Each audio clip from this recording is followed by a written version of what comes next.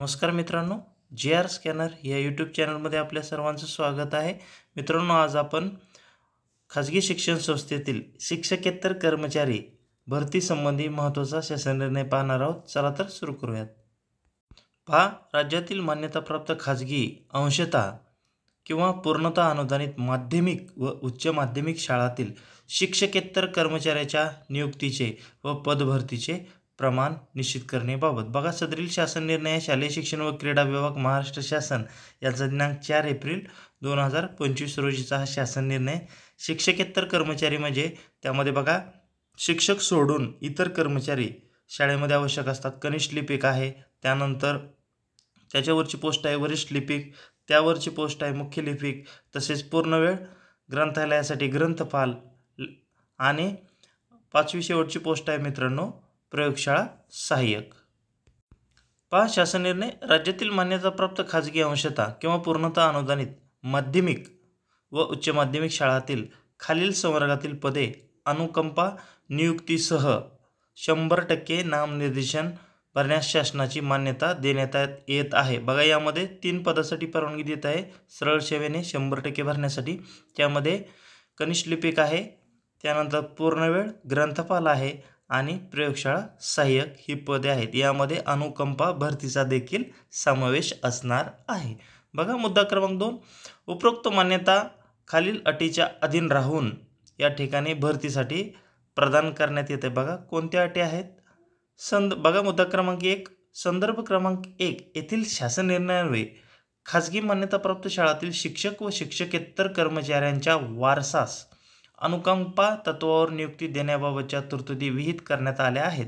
या तरतुदीचे काटेकोरपणे पालन करण्यात यावे अशा सूचना मान्य उच्च न्यायालयाच्या आदेशानुसार संदर्भ क्रमांक 5 अन्वये देण्यात आलेल्या आहेत. सबब सदर पदे 100% सरळ सेवेने भरताना यात अनुकंपा नियुक्तीच्या मार्गाचा समावेश आहे ही बाब विचारात घ्यावी. म्हणजे 100% सरळ सेवेने पद भरायचे आहेतच, परंतु एखादा कर्मचारी संस्थेचा मयत झालेला असेल आणि त्याच्या वारसाला अनुकंपाने या ठिकाणी शासन निर्णयानुसार घ्यायचं आहे. मग मुद्दा क्रमांक 2, काही संस्थांमध्ये संदर्भ क्रमांक 3 येथील शासन निर्णय निर्गमित होण्यापूर्वी चतुर्थ श्रेणी पदावर नियमित नियुक्तीने कार्यरत कर्मचारी अद्यापही कार्यरत असण्याची शक्यता आहे. यापैकी काही कर्मचारी उपरोक्त पदावर पदोन्नतीने नियुक्त होण्यासाठी आवश्यक पात्रता धारण करीत असण्याची देखील शक्यता आहे. अशा परिस्थितीत प्रचलित पद्धतीनुसार सदर पदे हे 50% मर्यादेत पदोन्नतीने भरणे आवश्यक आहे. बघा, तिसरा मुद्दा, प्रस्तावांतर्गत 100% पदे सरळ सेवेने भरण्याबाबतची बिंदू नामावली नोंदवही संबंधित प्राधिकरणाकडे प्रमाणित करून घेण्यासाठी सादर करतेवेळी कार्यरत चतुर्थ श्रेणी संवर्गात कोणताही कर्मचारी कार्यरत नाही अथवा चतुर्थ श्रेणी कर्मचाऱ्यापैकी कोणीही कर्मचारी पदोन्नतीसाठी आवश्यक पात्रता धारण करीत नाही अथवा पात्रता धारण करणारा कार्यरत चतुर्थ श्रेणी कर्मचारी पदोन्नतीसाठी इच्छुक नाही अशा आशयाचे प्रमाणपत्र यथास्थिती बिंदू नामावली नोंदवही सोबत सादर करणे आवश्यक राहील. सर्व विभागीय आयुक्त मागासवर्ग यांना सूचित करण्यात येते की ज्या संस्था प्रस्तावांतर्गत 100% सरळ सेवेने बिंदू नामावली नोंदवही तपासणीसाठी सादर करतील त्यावेळी परिच्छेद क्रमांक 3 मध्ये नमूद योग्य ते प्रमाणपत्र सादर केल्याशिवाय पुढील कारवाई करण्यात येऊ नये. बघा, मुद्दा क्रमांक 5, परिच्छेद क्रमांक 3 मध्ये नमूद केल्याप्रमाणे संस्था व्यवस्थापकांनी स्वतःच्या जबाबदारीवर योग्य ते प्रमाणपत्र बिंदू नामावली नोंदवही सोबत सादर करणे आवश्यक राहील. चुकीचे प्रमाणपत्र सादर झाल्यामुळे त्या विभागाकडे अथवा अन्य सक्षम प्राधिकाऱ्याकडे तक्रार प्राप्त होऊन भरती प्रक्रियेस खिळा बसल्यास अथवा न्यायालयीन प्रक्रिया उद्भवल्यास त्याची सर्वस्वी जबाबदारी संबंधित संस्था व्यवस्थापकाची असेल. बघा, 6वा मुद्दा, शिक्षक अभियोग्यता व बुद्धिमत्ता चाचणी 2022 मध्ये प्राप्त झालेल्या गुणाच्या आधारे शिक्षक पदभरतीचा पहिला टप्पा पूर्ण झाला असून दुसरा टप्पा कार्यान्वित झाला आहे. या पदभरतीसाठी एकूण रिक्त पदाच्या 80% मर्यादेत पदभरती करण्यास मान्यता देण्यात आली होती.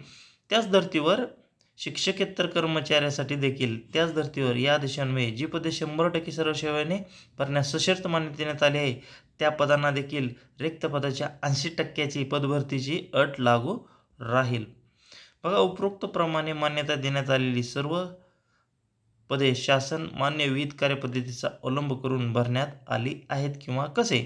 पदभरती वेळे आदेशात नमूद केलेल्या सर्व अटी व शर्तीचे पालन झाले आहे किंवा कसे याची खात्री करून अशा नियुक्त्यांना मान्यता देण्याची कार्यवाही संबंधित शिक्षण उपसंचालक शिक्षणाधिकारी यांची राहील. तर मित्रांनो बघा, बेरोजगार तरुणासाठी ही अत्यंत महत्त्वाची आणि आनंदाची बातमी आहे की शिक्षकेतर कर्मचारी भरतीस राज्य शासनाने या ठिकाणी अटी व शर्तीच्या मान्यतेसह या ठिकाणी परवानगी दिलेली आहे. बघा, याच्यामध्ये कोणती पदं आहेत बघा. शिक्षकेतर कर्मचाऱ्यांची पदभरती असेल कनिष्ठ लिपिक अर्थात ज्युनियर क्लर्क, पूर्णवेळ ग्रंथपाल अर्थात लायब्रेरियन आणि प्रयोगशाळा सहाय्यक अर्थात लॅब असिस्टंट या 3 पदांना सरळ सेवेने थेट नियुक्ती करण्याचे या ठिकाणी धोरण शासनाने ठरवले आहे, जे की माध्यमिक शाळा आणि उच्च माध्यमिक शाळा म्हणजे 9वी आणि 10वीच्या शाळा, 9वी ते 10वीच्या किंवा 8वी ते 10वीच्या शाळा आणि उच्च माध्यमिक म्हणजे 11वी 12वीचे महाविद्यालय यांना या 3 पदासाठी भरती दिलेली आहे. बघा, शॉर्टमध्ये बघूयात. या ठिकाणी आपल्याला 100% पदं सरळ सेवेने भरण्यास येणार आहेत. या 100% पदभरतीमधील शासनाने फक्त 80% पदांनाच या ठिकाणी भरती करण्यास मान्यता दिलेली आहे. तसेच या चतुश्रेणी जे काही कर्मचारी असतील त्यांच्यामधून प्रमोशनने पूर्वी 50% पदोन्नतीने आणि 50% सरळ सेवेने पदं भरण्यात येत होती, परंतु आता चतुश्रेणी पद हे व्यापक केलेले आहे.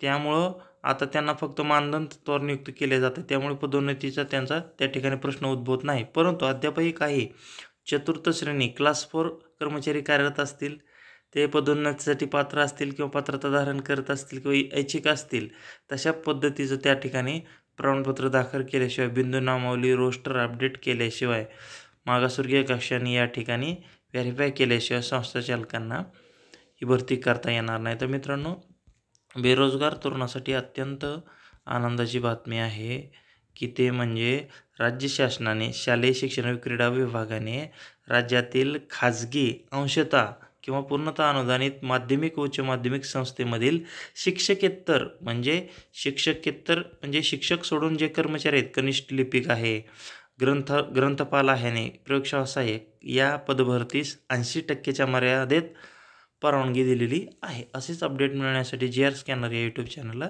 सबस्क्राईब करायला विसरू नका. धन्यवाद.